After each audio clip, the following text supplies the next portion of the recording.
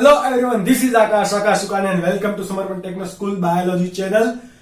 Let's begin the lecture number 5 of chapter number 1, સજીવ વિશ્વ यानी कि लिविंग ऑर्गेनिज्म, लिविंग वर्ल्ड. તો અત્યાર સુધી આપણે લેક્ચર 4 સુધી ભણ્યા કે વર્ગીકરણ એટલે શું, વર્ગીકરણની કક્ષા એટલે કે વર્ગીકૃત કક્ષક કોને કહેવાય. હવે આપણે એ વર્ગીકૃત કક્ષાની જે શ્રેણી બનાવેલી જાતિ, પ્રજાતિ, કુળ, ગોત્ર, વર્ગ, સમુદાય અને સૃષ્ટિવાળી, તો એ પૈકી દરેકે દરેક એટલે કે દરેક વર્ગીકૃત કક્ષા વિશે ડિટેલમાં ભણીશું. ઓકે, આજનો પહેલો સવાલ છે કે ટૂંક નોંધ આપો જાતિ. તમને 2 માર્ક્સની અંદર પૂછશે.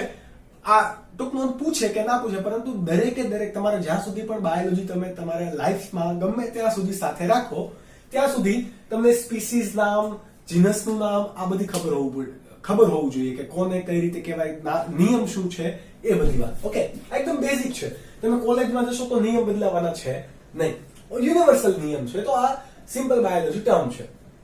તો સવાલનો જવાબ આપણે આપશું કે ટૂંકનો દાબો કે જાતિ કોને કહેવાય. ઓકે, તો જાતિ એટલે આપણે વાત કરેલી કે વર્ગીકૃત શ્રેણીનો સૌથી નાનામાં નાનો ભાગ હતો કે જ્યાં શું હોય, સામ્યતા સૌથી વધારે, બધા જ લક્ષણો સમાન. માનો કે તમે 5 ફ્રેન્ડ હોય, કેવા 5 ફ્રેન્ડ છો, તો તમે કે હાથી ઘોડા જેવા દેખાવ છો? નહીં. તમે આદિમાનવ જેવા દેખાવ છો? નહીં. તમે વાંદરા જેવા દેખાવ છો? નહીં. ચિમ્પાન્જી, ગોરીલા, ગેમુર જેવા દેખાવ છો? તો કે નહીં, બધા એક સરખા છે ને. એટલે કે સમાન લક્ષણો ધરાવતા સજીવોના સમુદાયને શું કહેવાય? જાતિ. કેવા? સમાન લક્ષણો લખી દઈએ આપણે તો કે સમાન લક્ષણો ધરાવતા સજીવોનો સમૂહ એટલે કે કોણ? જાતિ. બરાબર. વર્ગીકૃત કક્ષાનો, વર્ગીકૃત શ્રેણીનો વર્ગીકૃત શ્રેણીનો નાનામાં નાનો એકમ એટલે કે કોણ? જાતિ. ત્યારબાદ હજી તમારે જાતિ કેવું હોય તો બીજું કોને કહેવાશે? તો કે વર્ગીકૃત શ્રેણીની અંદર સૌથી વધારે સામ્યતા જેમાં જોવા મળે એ કોણ? જાતિ. એટલે કે દરેક જાતિને કોના વડે અલગ કરી શકાશે? એના લક્ષણોને આધારે અલગ કરી શકાય. તો કે યસ. જેમ કે દેડકાની 2 જાતિ હોય, રાના ટાઈગ્રીના અને કોઈ પણ તમે લઈ જે ટ્રી ફ્રોગ ઝાડવા પર જોવા મળે, વૃક્ષ પર જોવા મળે એ ટ્રી ફ્રોગ હોય, અને આપણે જે રાના ટાઈગ્રીના કહીએ છીએ એ ઇન્ડિયન બુલ ફ્રોગ. આ 2 છે. તો બંનેના લક્ષણો અલગ અલગ હશે. હા, કેવા હશે? તો કે આપણે બુલ ફ્રોગ જોઈએ છીએ એ જ્યારે ડ્રાવ કરે એટલે અહીંયાથી ફૂલે, બરાબર, એવા લક્ષણો છે. અને એ થોડોક આમ જાડો હશે. જ્યારે ટ્રી ફ્રોગ છે, દેડકો કે જે ઝાડવા પર રહે છે, વૃક્ષ પર રહે છે, એ કેવો હશે? એ લાંબો હશે, બહુ પતલો હશે. બંને છે દેડકા, બરાબર. એટલે દેડકા પ્રજાતિ સેમ છે, બંનેની જાતિ કેવી છે? અલગ અલગ. હવે તમને એમ થાય કે સર ઘણા લોકો તો મનુષ્યો પણ ઘણા જાડા હોય, ઘણા પતલા હોય, તો એને અલગ અલગ જાતિ કહેવાય? તો કે નહીં. એના આંતરિક બાહ્ય લક્ષણો, એનું અંતઃકંકાલ તંત્ર આ બધું કેવું હશે?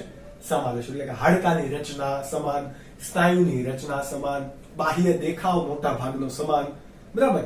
તમે જેવી રીતે આપણે દરેક સજીવોને અલગ અલગ રીતે ઓળખીએ છીએ એના ચહેરા પરથી, એવી રીતે દરેક પ્રાણીની અંદર પણ અલગ અલગ ઓળખાણ માટેના નિશાનો હોય છે, પરંતુ એ આપણે નરી નજરે જોઈ શકતા નથી. સાયન્ટિફિકલી તમે જ્યારે ભણશો ત્યારે એ બધા સજીવોનો અલગ અલગ તમે એનું આઈડેન્ટિફિકેશન ને ક્લાસિફિકેશન પણ કરી શકો. ઓકે, તો દરેક જાતિને એટલે કે દરેક જાતિને તેની સામ્યતાના આધારે, કોના આધારે?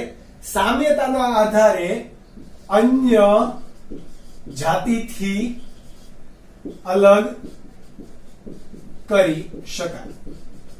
સમજીએ આને કઈ રીતે? તો કોઈ એક સજીવોનું જૂથ છે કે એમાં બધા જ લક્ષણો કેવા છે? સમાન છે. અને એની અંદર જ કોઈક એવું જૂથ પણ છે કે જેના અંદર અન્ય સજીવ કરતા લક્ષણો અલગ છે. તેનો મતલબ શું થશે કે એકમાં જ જો આ બધા સજીવો રહેલા છે, બરાબર, અને આવા પણ સજીવો છે. સપોઝ આવા સજીવો ના હોય, સપોઝ, તો આ જે આપણે ક્રોસ નિશાની કરી છે એ અને આ રાઉન્ડ વડે જે અથવા તો ડોટ વડે જેને દર્શાવે છે એ બંને કેવા પડશે સજીવો? એના લક્ષણોના આધારે અલગ અલગ પડી શકે. એટલે એક જગ્યાએ જ અથવા તો એક વસ્તીના સમુદાયમાં અથવા તો એક રહેઠાણમાં તમારે અલગ અલગ જાતિઓ શોધવી હોય તો કોના આધારે અલગ પાડી શકાશે? એના સામ્યતાના આધારે એ અલગ પડતા હશે. તો આ વાત થઈ જાતિની. હવે જોઈએ આપણે સાયન્ટિફિક નામ દ્વારા. તો આપણને ખબર છે કે આ આપણા સાયન્ટિફિક નામ છે કે જે તમારે પણ યાદ રાખવાના છે. આપણે નામકરણના નિયમમાં એવું ભણી ગયા કે જ્યારે પણ સાયન્ટિફિક નામ હોય તો એમાં છેલ્લો જે અક્ષર હશે એ કેવો હશે? પ્રજાતિનો કે જાતિનો? તો કે જાતિનો. અને એની આગળનો એટલે કે પહેલો અક્ષર પ્રજાતિ, બીજો કેવો હશે? જાતિ. એવી રીતે આ બધાની અંદર જુઓ પ્રજાતિ જાતિ, પ્રજાતિ જાતિ. તો આ ભાગ શું બતાવે છે? જાતિ. જેમ કે સોલેનમ મેલન્જેલેરા, બરાબર? તો એ કોનું નામ છે સાયન્ટિફિક? તો કે રીંગણનું, બરાબર? ત્યારબાદ સોલેનમ નાઇગ્રમ, તો એમાં નાઇગ્રમ શું છે? જાતિ. સોલેનમ પ્રજાતિ. સોલેનમ લખી દઉં સોલેનમ ટ્યુબેરોસમ, તો કોણ? બટાટા, બરાબર? પેન્થેરા લિયો, તો લિયો એમાં શું થયું? અહીંયા ટ્યુબેરોસમ શું થયું? જાતિ. પેન્થેરા લિયો તો એ શું થયું? જાતિ. પેન્થેરા ટાઇગ્રીસ, તો ટાઇગ્રીસ એ શું થયું? જાતિ. પેન્થેરા પારડસ એટલે કે ચિત્તો, બરાબર? દીપડા માટેનું છે, તો એ શું થયું તમારું? જાતિ. હોમો સેપિયન્સ એટલે કે આપણું સાયન્ટિફિક નામ, તો કે સેપિયન્સ શું છે? આપણી જાતિ. જ્યારે હોમો શું છે? આપણી પ્રજાતિ. એવી રીતે હોમો ઇરેક્ટસ, બરાબર? કે જેની અંદરથી આપણે ઉતરી આવ્યા છીએ, આપણા બહુ જૂના પૂર્વજો એ હોમો ઇરેક્ટસ તરીકે ઓળખાતા. તો આ ઇરેક્ટસ શું છે? એક જાતિ છે. પરંતુ હવે આપણે એ પૂર્વજોથી લક્ષણોના આધારે અલગ પડી ગયા એટલે નવી જાતિનું નિર્માણ કર્યું. એટલે આપણી હવે જાતિ ઇરેક્ટસ નહીં પણ કોના તરીકે ઓળખાય છે? સેપિયન્સ તરીકે. હવે આધુનિક માનવ જે છે એ હોમો સેપિયન્સ તરીકે ઓળખાય. એટલે કે જાતિની પણ પેટા જાતિ હોય. તો કે યસ હોય, કેમ ના હોય? ઓકે, તો આ આપણું સાયન્ટિફિક નામ છે.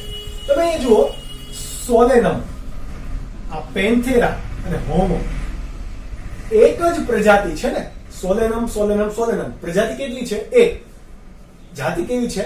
અલગ અલગ. તો એક પ્રજાતિ ઘણા બધી જાતિઓ ધરાવી શકે. કેમ? તો કે તમે એક વસ્તુ હમણાં ભણી ગયા કે આની અંદર સામ્યતા સૌથી વધારે હશે કે નહીં? આની અંદર સામ્યતા ઘટી જશે. એટલે કે આપણે જયારે પ્રજાતિ સોલેનમની વાત કરીએ છીએ તો અમુક રીંગણ જેવા દેખાતા હોય, અમુક બટાટા જેવા દેખાતા હોય, પરંતુ એની જુઓ જાતિ કેવી છે? પ્રજાતિ કેવી છે? સમાન. એવી રીતે પેન્થેરા લિયો સિંહ, પેન્થેરા ટાઇગ્રીસ વાઘ, પેન્થેરા પારડસ દીપડો. ઓકે, તો આ ત્રણે ત્રણ એક પ્રકારના શું છે? તો કે ત્રણે ત્રણ એક પ્રકારની સજીવ છે કે જેની જાતિ કેવી છે? અલગ અલગ, પરંતુ પ્રજાતિ કેવી છે? સમાન. તો એક જ પ્રજાતિને ઘણી બધી શું હોઈ શકે? જાતિ હોઈ શકે. આ વાત હતી તમારી જાતિ માટે. એવી રીતે હોમોમાં પણ જુઓ, હોમો સેપિયન્સ અને હોમો ઇરેક્ટસ. તો પ્રજાતિ કેટલી? એક, પરંતુ જાતિ કેટલી? અલગ અલગ. ઓકે, આ બાબત તમારી થઈ ગઈ જાતિ માટે. તમને પૂછે તો 2 માર્ક્સ ની અંદર લખી દેવાનું.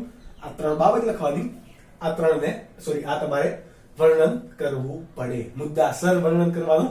અહીંયા આપણે સમજવા ખાતર લખીએ છીએ. આપણે ગોખણ પટ્ટીમાં માનતા નથી કે આપણે ગોખણ પટ્ટી કરવાની પણ નથી. જેટલા તમારા કોન્સેપ્ટ ક્લિયર હશે, મેક શ્યોર નીટની અંદર પણ તમે મેક્સિમમ સ્કોર કરી શકશો. તો આપણું કામ એ છે કે આપણે કોન્સેપ્ટ ક્લિયર કરીએ, બરાબર? ત્યારબાદ વાંચવાનું આવે અને લખવાનું આવે. તો તમે ઓલરેડી સાયન્સ લીધું છે અને 10મા ધોરણની અંદર તમે જબરજસ્ત મહેનત કરી છે, તો તમને ઓલરેડી હવે શીખવાડવું ના પડે કે કઈ રીતે લખવાનું હોય ને કઈ રીતે વાંચવાનું હોય. ઓકે, તો હવે આપણે ગોખણ પટ્ટી નહીં કરીએ, હવે આપણે કોન્સેપ્ટ ક્લિયર ઉપર ધ્યાન દઈશું. તો આ તમારા બધા થઈ ગયા કોન્સેપ્ટ. આ બધાના શું છે? આ બધા સાયન્ટિફિક નામ તમારે યાદ રાખવાના છે. ફરીથી સોલેનમ મેલન્જેલા એટલે કોણ હતું? રીંગણ. સોલેનમ ટ્યુબેરોસમ એટલે કોણ હતું? બટાટા. પેન્થેરા લિયો સિંહ. પેન્થેરા ટાઇગ્રીસ વાઘ. પેન્થેરા પારડસ દીપડો. હોમો સેપિયન્સ આધુનિક માનવ. હોમો ઇરેક્ટસ આદિ માનવ. ઓકે, તો આ તમારા થઈ ગયા સાયન્ટિફિક નામ. આના સિવાયના હજુ પણ ઘણા બધા સાયન્ટિફિક નામ આવશે, એ આપણે જોઈશું. કન્ટિન્યુ કરીએ ત્યારે એ પહેલા તમારા સ્ક્રીન પર જે સ્ક્રીનશોટ છે એ વિડિયો પોઝ કરી દો અને એ સ્ક્રીનશોટને તમે નોટ ડાઉન કરો, એટલે કે નોટની અંદર લખવાની ટ્રાય કરો. ત્યારબાદનો ટોપિક છે ટુકડો આપો પ્રજાતિ. જાતિ જોઈ લીધું. જાતિની અંદર તમે મેઇન શું યાદ રાખ્યું કે સૌથી વધારે સામ્યતા, સમાન લક્ષણો વાળા સજીવોનો સમૂહ. હવે તો પ્રજાતિ કોને કહેવાશે? તો કે નજીકના સંબંધો ધરાવતી જાતિ ભેગી મળીને શું બનાવે? પ્રજાતિ. અથવા તો ગાઢ સંબંધો ધરાવતા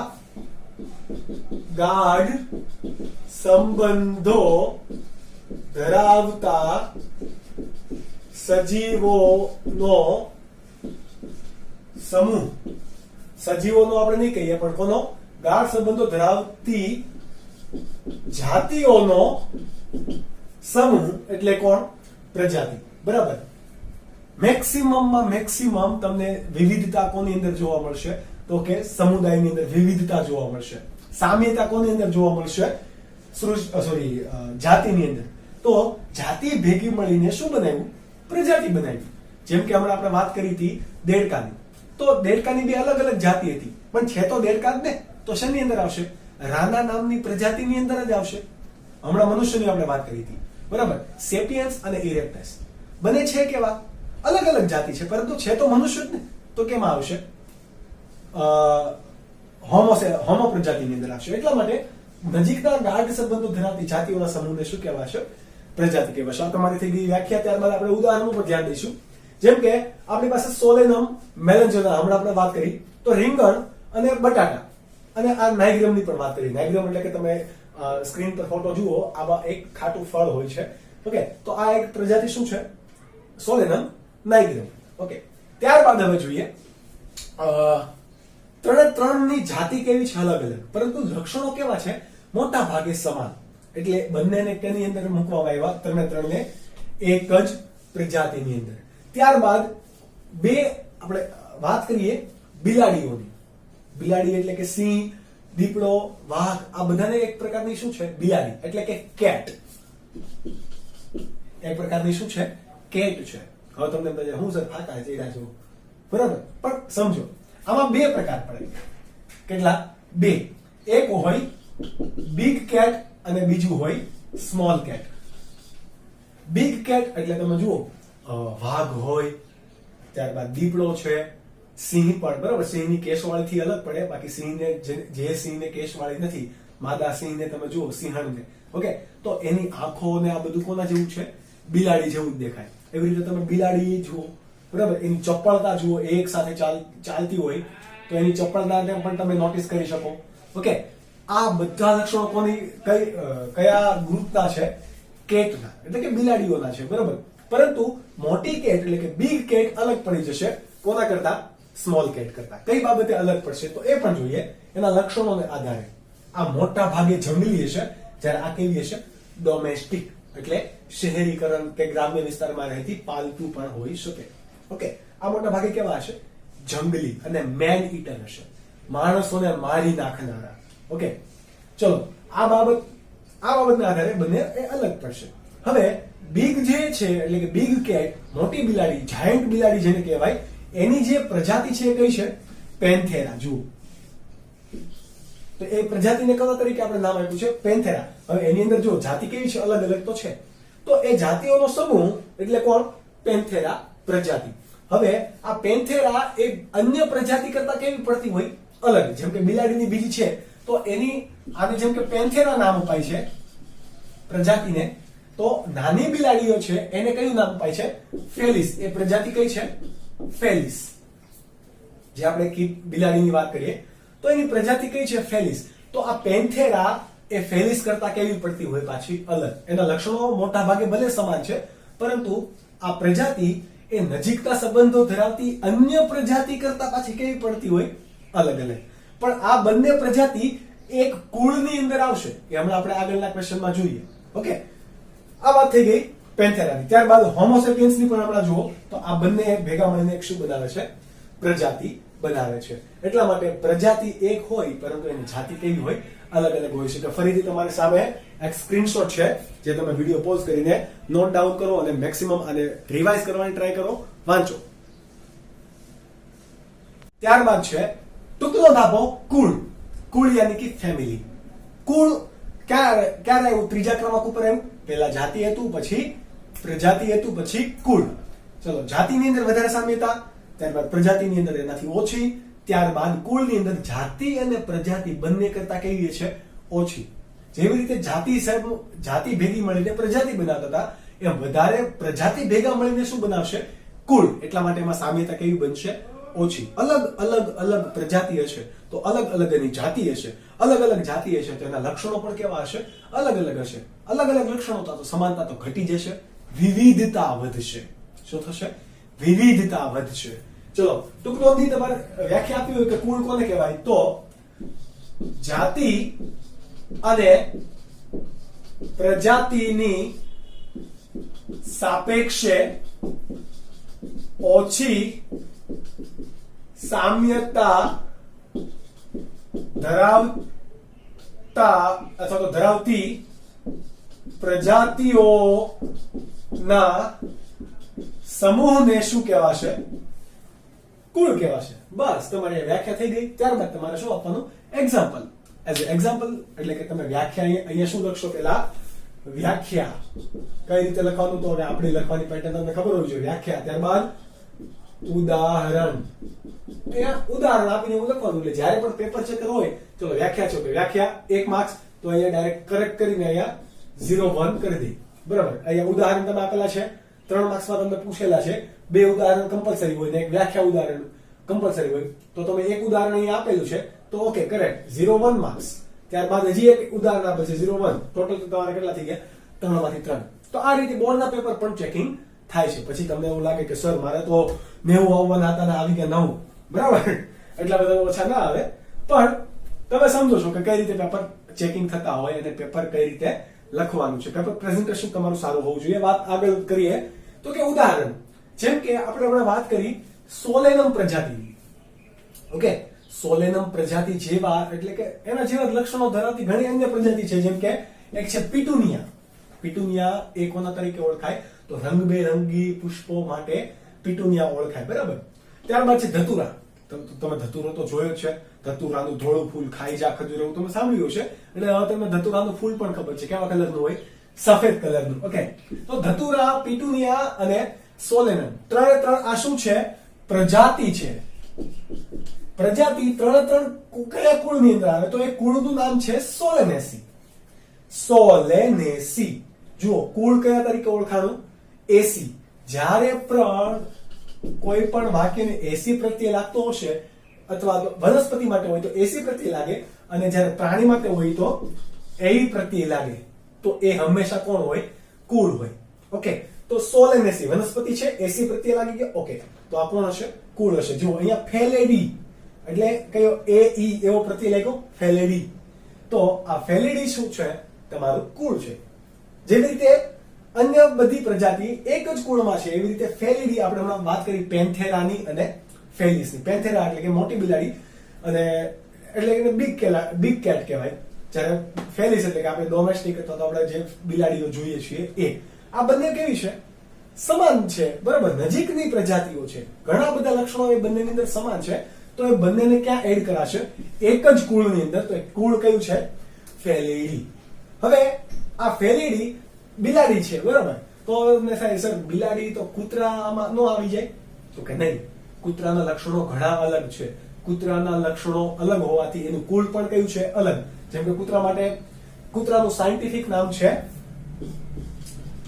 કેનિસ ફેમિલિયારિસ. બરાબર, કેનિસ ફેમિલિયારિસ. પરંતુ આ કેનિસ શું છે? એની પ્રજાતિ. આ પ્રજાતિ એ કયા કુળની અંદર સમાયેલી છે? તો તમને નામ આપી દઉં, કેનેડી. કેવું? કેનીડી. બરાબર, કેનેડી. અને આ કેવી છે? ફેલેડી. બંને જુઓ કેવી છે?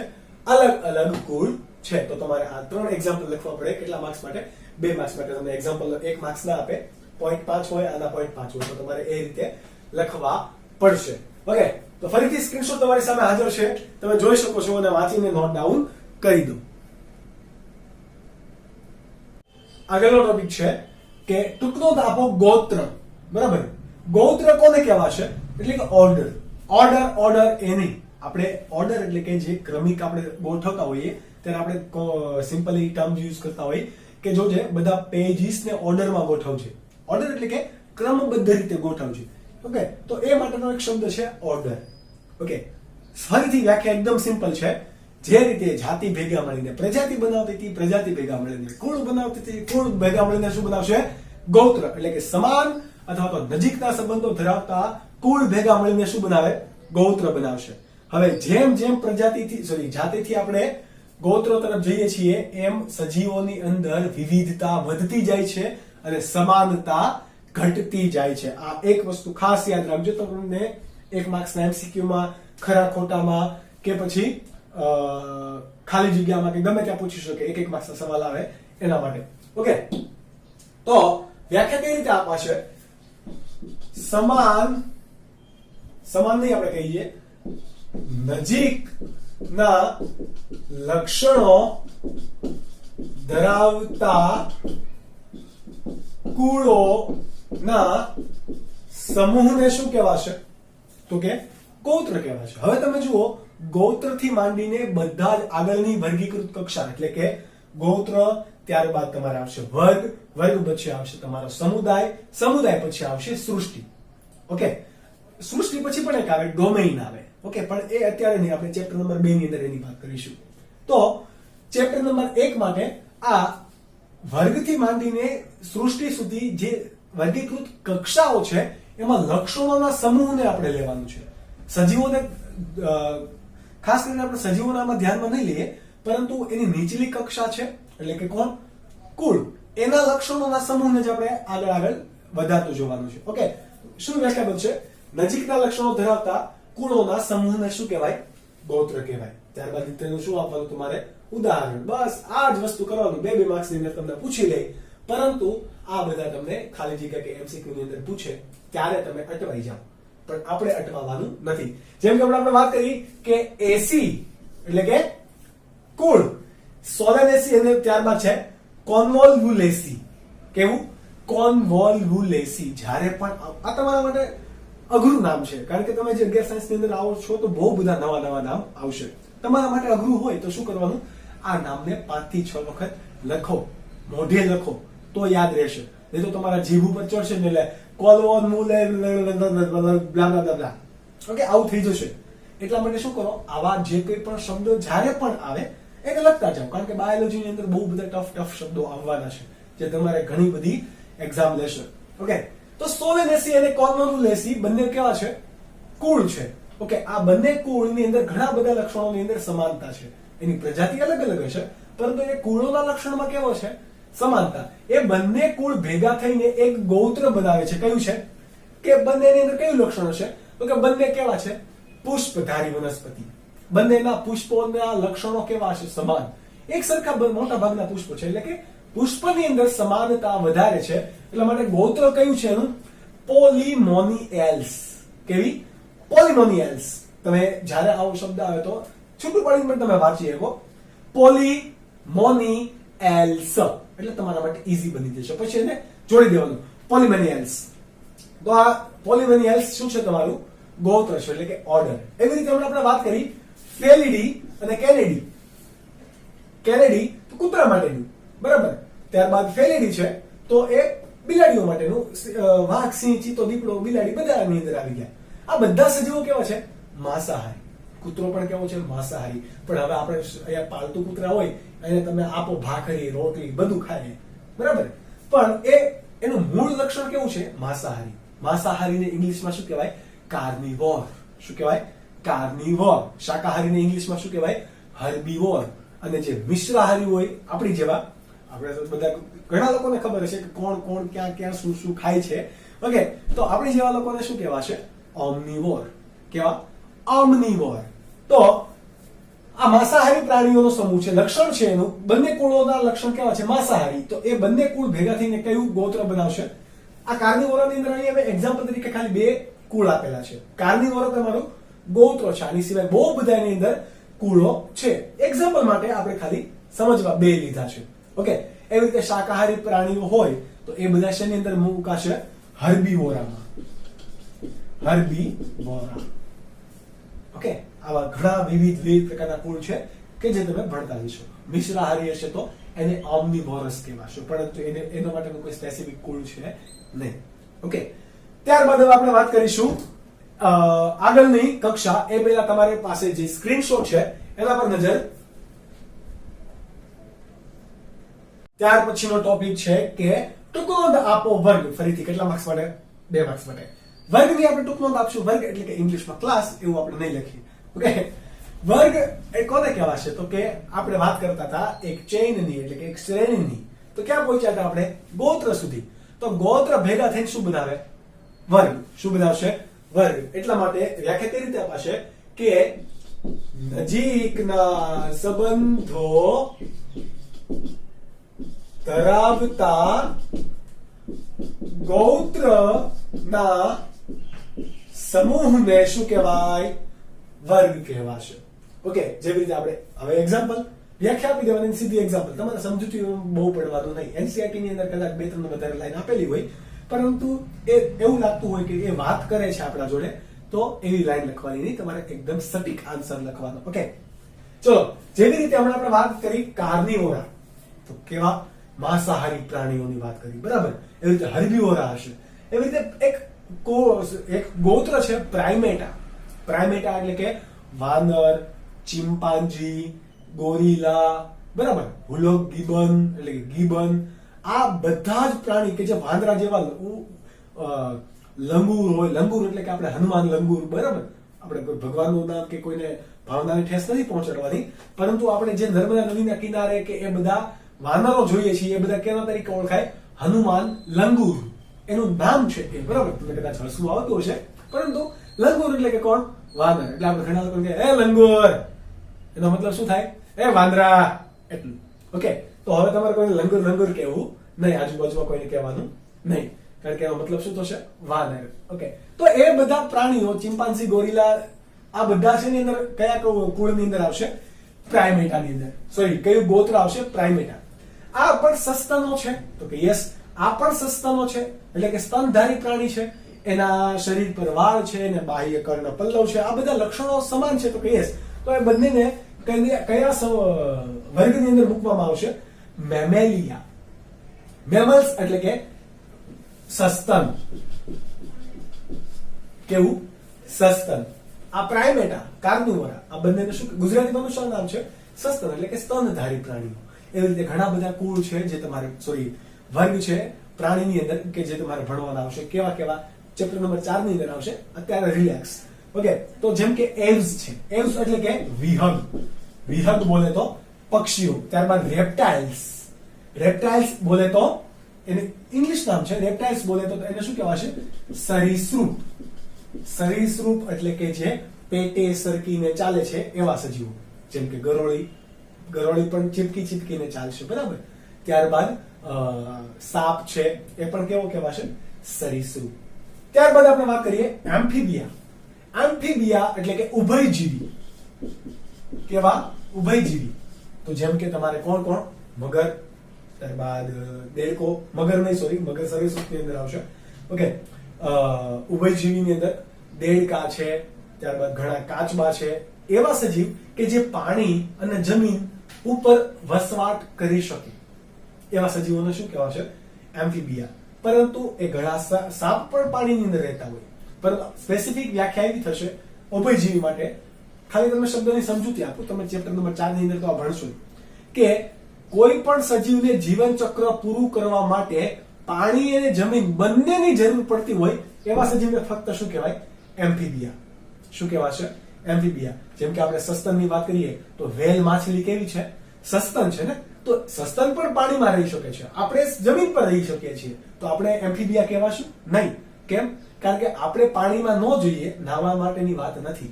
ઓકે, નહીં તો મનમાં વિચારતા છે નાહવા માટે જવું જ પડે ને, પાણીનો ઉપયોગ કરવો જ પડે, આવું કઈ વાત નથી. પરંતુ આપણે કોઈ પ્રજનન કે આપણા વિકાસ માટે પાણી આવશ્યક નથી. આપણે પાણીની અંદર રહેવું જરૂરી નથી. આપણે કોઈ આપણો જીવનનો તબક્કો પાણીની અંદર ઉતારીએ, અથવા તો વેલ માછલી કે જે સસ્તન છે એ માછલી નથી. વેલ એ મત્સ્ય નથી. એ શું છે? સસ્તન પ્રાણી છે. એ જમીન પર રહે ક્યારે? તો કે નહીં. તો એ સસ્તનો જે છે એને ઉભયજીવી કહેવાશે નહીં. હવે દેડકો હોય, ઉભયજીવીમાં આપણે એક્ઝામ્પલ લઈએ તો દેડકાને પ્રજનન કરવા માટે એને પાણીમાં જવું જ પડે, કારણ કે એના જે ટેડપોલ હોય, એટલે કે જેમાંથી દેડકા બનવાના છે, એને શું કહેવાય? ટેડપોલ. તો એ આવું હોય, આવું. તમે પાણી આપણે પરા કહીએ, બરાબર, સામાન્ય શબ્દમાં પરા કહીએ. પાણી ભરાનું હોય ને, જ્યાં ગામડે ઘણા રહેતા હોય તમને ખ્યાલ હોય, આવું કઈક દેખાય, કાળા કાળા ટપકા. અને ઇંગ્લિશમાં એને કહેવાય ટેડપોલ, બરાબર. તો આ ટેડપોલ ક્યાં બનશે? ફક્ત પાણીમાં જ બનશે, એ જમીન પર બનશે નહીં. તો આવી રીતે એની સંખ્યા વધારવી છે તો એ કોની જરૂર પડી? પાણીની જરૂર પડી છે. એવા બધા સજીવો એ કયા કુળની અંદર, કયા વર્ગની અંદર આવશે? સસ્તનની અંદર, વર્ગની અંદર આવી ગયા, બરાબર. તો આ વાત થઈ ગઈ તમારા બધા વર્ગની. ઓકે, તો ફરીથી તમારા સામે સ્ક્રીનશોટ છે, ફરીથી વાંચી લો. આગળનો ટોપિક છે સમુદાય. તો હમણાં આપણે જોયું કે કોને જોયું? વર્ગને. તો સમાન લક્ષણો વાળા વર્ગ ભેગા મળીને શું બનાવશે? સમુદાય. શું બનાવે? સમુદાય. તો વ્યાખ્યા તમારી એકદમ ઈઝી છે. કઈ રીતે તમે વ્યાખ્યા લખશો? સમાન લક્ષણો યુક્ત વર્ગનો સમૂહ એટલે તમારો કોણ? સમુદાય. જેમ કે હમણાં આપણે વાત કરી હતી, વર્ગ કયા કયા? વિવિધ વર્ગની વાત કરી. તો એ પૈકી તો એક સસ્તન, ત્યારબાદ વિહંગ, સરીસૃપ, ત્યારબાદ તમારે વાત કરવી હોય તો ઉભયજીવી અને મત્સ્ય એટલે કે માછલી. આ બધા વિવિધ શું છે? વર્ગ છે. બધા એક જ સમુદાય. કયા સમુદાય? મેરુદંડી પ્રાણીની અંદર આવે. અને વોટ ઇઝ મેરુદંડી? વોટ ઇઝ મેરુદંડ એકચ્યુઅલી? તો આપણને ખબર છે કે આપણે સજીવ છીએ તો આપણા અંદર શું હોય?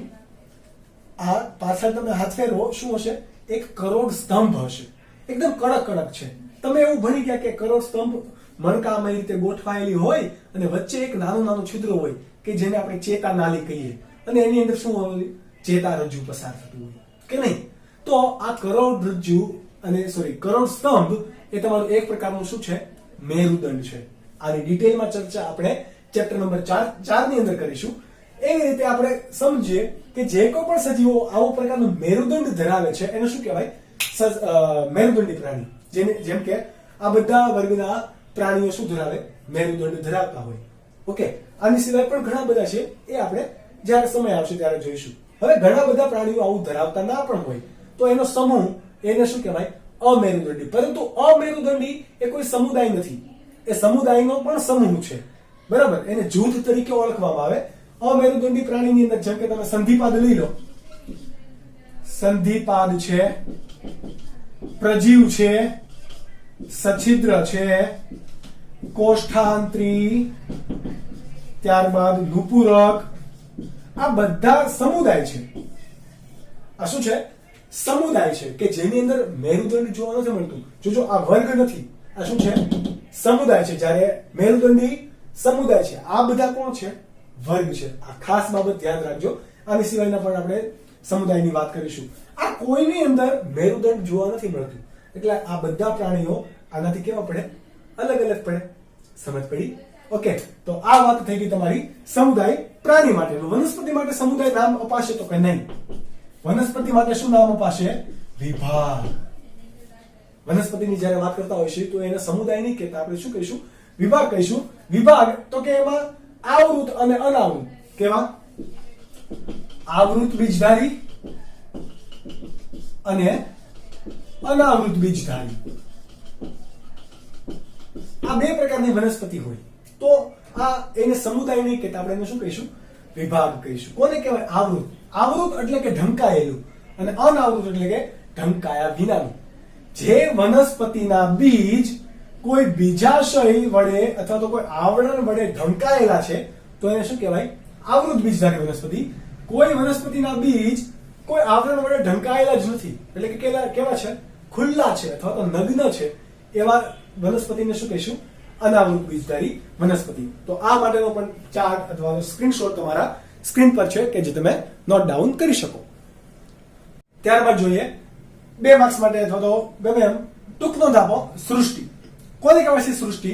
તો કે સમુદાય ભેગા મળીને શું બનાવે? સૃષ્ટિ. હવે મારે વ્યાખ્યા લખવાની જરૂર નથી, પણ તમે નહીં કહેતા તારે જરૂર નથી, તમારી જરૂર નથી, પણ તમારે જરૂર છે. ઓકે, સૃષ્ટિ કોને કહેવાય છે? તો કે સમાન લક્ષણો ધરાવતા સમુદાયના સમૂહને શું કહેવાશે? સૃષ્ટિ. જેમ કે હમણાં આપણે વાત કરી હતી, સમુદાય કયા કયા હતા? તો કે મેરુદંડી, ત્યારબાદ અમેરુદંડી એક પ્રકારનું ગ્રુપ છે, બરાબર. પરંતુ એની અંદર ઘણા બધા સમુદાય આવે. કયા કયા? નુપુરક, સંધિપાદ, કોષ્ઠાંત્રી, ત્યારબાદ સછિદ્ર, પ્રજીવ, શૂળત્વચી. આ બધા શું છે? સમુદાય. હજી એક છે, અને સામી મેરુદંડી. આ બધા તમારા શું છે? સમુદાય છે. તો સમુદાય ભેગા મળીને શું બનાવશે? સૃષ્ટિ. આ બધા કેવા ઓળખાય? વનસ્પતિ તરીકે પ્રાણી. તો કે પ્રાણી, તો આ સૃષ્ટિ કઈ છે? પ્રાણી. પ્રાણી એટલે કે એનિમલ. તો આને કોના તરીકે ઓળખાશે? એનિમેલિયા. મલેરિયા ને કેવું? કિંગડમ. સૃષ્ટિ એટલે કે થશે કિંગડમ. ઓકે, તો કિંગડમ એટલે તમે કયું કિંગડમ? એનિમેલિયા. ત્યારબાદ હમણાં આપણે વાત કરી વનસ્પતિની અંદર પણ શું હોય? સૃષ્ટિ તો હોય. તો વનસ્પતિ એક પોતે શું છે? સૃષ્ટિ, કે જેની અંદર કયા કયા સમુદાયની હમણાં આપણે વાત કરી? આવૃત બીજધારી અને અનાવૃત બીજધારી. આવૃત બીજધારી કોને કહેવાશે? કે જે કોઈ પણ વનસ્પતિના બીજ કોઈ બીજાશય વડે ઢંકાયેલા છે તો એને આવૃત કહેવાશે.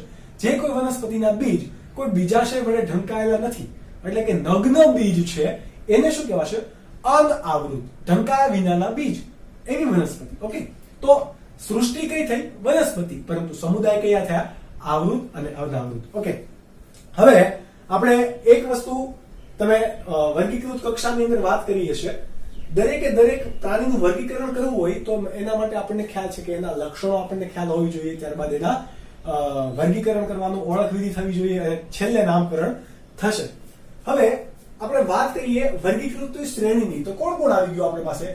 સૃષ્ટિ આવી, બરાબર. સૃષ્ટિ ક્યારે આવી? તો કે સમુદાય બનાવી ત્યારે. સમુદાય કોણે બનાવ્યા? તો કે સમુદાય વર્ગે બનાવ્યા. વર્ગ કોણે બનાવ્યા? ગોત્રએ બનાવ્યા. ગોત્ર કોણે બનાવ્યું? તો કે કુળે બનાવ્યું. કુળ કોણે બનાવ્યું? તો કે પ્રજાતિએ બનાવ્યું. અને પ્રજાતિ કોણે બનાવી? જાતિએ બનાવી. તો આ આપણે શું છે? વર્ગીકૃત અથવા તો વર્ગીકરણ શ્રેણી. વર્ગીકૃત શ્રેણી પણ કહેવાય.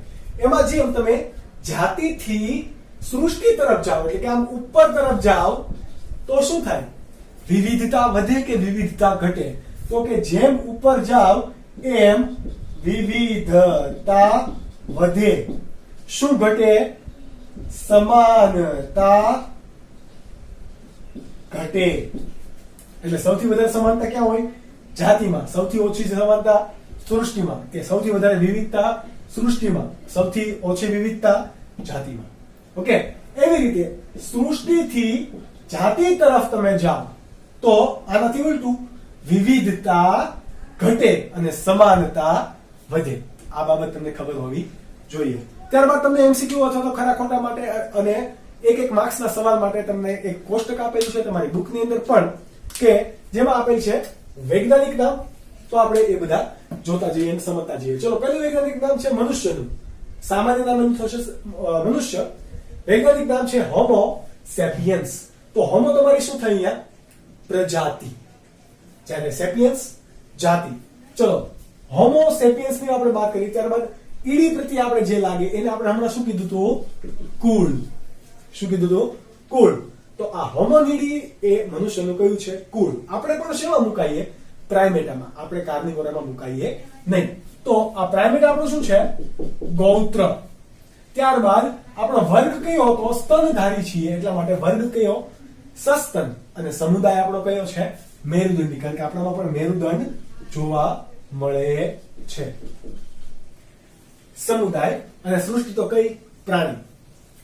ત્યારબાદ આપણે ઘરમાખીની વાત કરીએ તો ઘરમાખીનું સાયન્ટિફિક નામ છે મસ્કા ડોમેસ્ટિક. આવી રીતે ગુજરાતીમાં હકીકતમાં લખી ના શકાય, કારણ કે લેટિન ભાષામાં લખવાનું હોય, પરંતુ એ સમજવા ખાતર આપણે લખીએ, વાંચવા ખાતર અને સરળતા ખાતર. મસ્કા ડોમેસ્ટિકા. તો મસ્કા તમારી શું છે? પ્રજાતિ. જ્યારે ડોમેસ્ટિકા તમારી જાતિ. ચલો, કુળ છે. આપણે વાત કરી હતી ઈડી પ્રત્યે જ્યારે લાગે પ્રાણીની અંદર તો એ શું હોય? કુળ હોય. જ્યારે એસી પ્રત્યે લાગે વનસ્પતિમાં તો એ શું હોય? કુળ હોય. એ જો ઈડી પ્રત્યે મસ્કીડી. તો મસ્કીડી એ શું છે? ઘરમાખીનું કુળ. ત્યારબાદ એનું ગોત્ર કયું છે? ડિપ્ટેરા. આ તમારે યાદ રાખવાનું રહેશે. હવે માખી કેવી છે? એક પ્રકારની કીટક. બરાબર. તો વર્ગ એનો કયો થશે? કીટક. જ્યારે સમુદાય કયો? સંધિપાદ. આ સંધિપાદનું ગ્રુપ કયું? અમેરુદંડી. જ્યારે એની સૃષ્ટિ કઈ? મેરુદંડી અને અમેરુદંડી અથવા તો સંધિપાદ જેવા સજીવો ભેગા મળીને શું બનાવે? સૃષ્ટિ બનાવે. જેમ આપણે અહીંયા વાત કરેલી. કયું? પ્રાણી. ત્યારબાદ આપણે જોઈએ મેન્જીફેરા ઇન્ડિકા એટલે કે આંબો. કેરી નહીં, શું થાય? આંબો. ઓકે. મેન્જીફેરા ઇન્ડિકા. તો મેન્જીફેરા વોટ ઇઝ? તો તમારી પ્રજાતિ છે. ઇન્ડિકા એ તમારી શું છે? સ્પીસીસ એટલે કે જાતિ છે. ત્યારબાદ એનાર્કિડિએસી. એનાર્કિડિએસી એનું શું છે? કુળ. જ્યારે સેપિન્ડેલ્સ શું છે? એનું ગોત્ર. વર્ગ. વર્ગ એટલે કે એક દળી છે કે દ્વિદળી? તો કે દ્વિદળી. બરાબર. દ્વિદળી કે એક દળી તમારે કઈ રીતે આસાનીથી નક્કી કરી શકાશે? એના પાંદડા જોવાના. શું જોવાના? પાંદડા. આવી કોઈ વનસ્પતિનું પાન છે એમાં આવો ઝાલાકાર શિરા વિન્યાસ છે, આવો કોઈ હોય ને, બે ફાટ પડી ગયા જુઓ, તો એ કેવી છે વનસ્પતિ? દ્વિદળી. જ્યારે એવી કોઈ વનસ્પતિ છે કે જેમાં આવો આમ જો સમાંતર શિરા વિન્યાસ હોય, ઉભા ઉભા લીટા હોય, જે તમે એને રગ કયો ને, ઉભા ઉભા હોય, તો એને કેવી કહેવાય? એકદળી વનસ્પતિ. આ સિમ્પલ છે. એના પાંદડા ઉપરથી આપણે નક્કી કરી શકીએ. અથવા તો જે પણ બીજ હોય એને આપણે બે ભાગ કરી શકીએ. જેમ કે શીંગ હોય તો શીંગના બે ભાગ થાય તો કે યસ. ત્યારબાદ વટાણાના બે ભાગ થઈ જાય તો કે યસ. ચણાના ભાગ થઈ જાય તો કે યસ. ઓકે. તો આ બધી કેવી વનસ્પતિ છે? દ્વિદળી. મકાઈના દાણાના કઈ ભાગ કરજો, ના થાય, સરખા ભાગ થશે નહીં. તો એ કેવી છે? એકદળી વનસ્પતિ. ત્યારબાદ આપણે વાત કરીએ ઘઉંની, તો ટ્રિટિકમ એસ્ટિવમ. કોણ? ટ્રિટિકમ એસ્ટિવમ એટલે તમારું કોણ? સામાન્ય નામ શું છે? ઘઉં. જ્યારે પ્રજાતિ એની ટ્રિટિકમ, જાતિ એની એસ્ટિવમ. કુળ કયું થશે? પોએસી. જ્યારે ગોત્ર એનું પોએલ્સ. વર્ગ એકદળી. વનસ્પતિનો સમુદાય કેવો છે? અનાવૃત. અને સૃષ્ટિ કઈ એની? ઓબ્વિયસલી કઈ થશે એની? સૃષ્ટિ વનસ્પતિ. આમાં કઈ વિચારવાનું નવું હોય નહીં. તો આજના લેક્ચર માટે આટલું. આપણે આ ફરીથી રિવાઇઝ કરતા રહીશું. તમે મેક્સિમમ આને લખો, વાંચો અને યાદ રાખવાની ટ્રાય કરો. નેક્સ્ટ લેક્ચરની અંદર આપણે જે તમારું ચેપ્ટર છે એને કમ્પ્લીટ કરશું. તો આ ચેપ્ટરને તમે ફ્લો વાઇઝ ફરીથી રિવાઇઝ કરો, મેક્સિમમ રિપીટ કરો, એવી આશા સાથે આજનો લેક્ચર પણ કરીએ પૂરો. Take care.